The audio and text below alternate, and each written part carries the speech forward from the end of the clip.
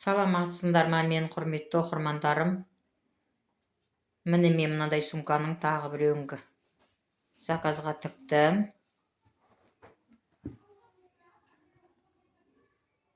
Ішінде көріңіздер,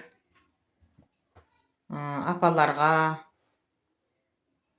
жас келіншектер бөпелерінің киімдерін, памперстерін салып алып иығына асынып кете берсе де болады. Апалар жаңағы дастарханын, тоғызын жасап алып, жегжаттарына бара берсе де болады. Астының бәрі сырып тігілген мынандай.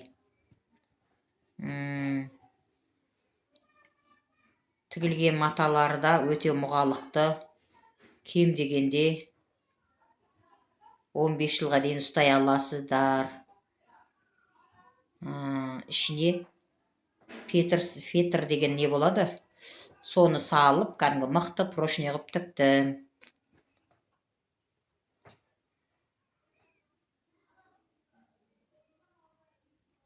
Апаларға да жақсы, жастарға да жақсы, былайша айтқанда. Бұған замок салмаймыз, бет осындай ашық болады.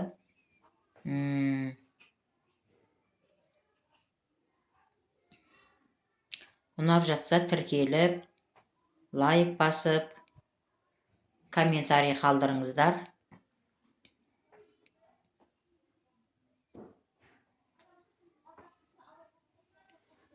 Ойларыңызды айта кетіңіздер.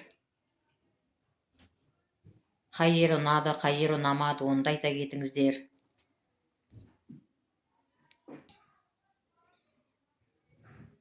Астың бәрін сырып тіктім. Және фетрмен ішіне фетрді орналастырдым.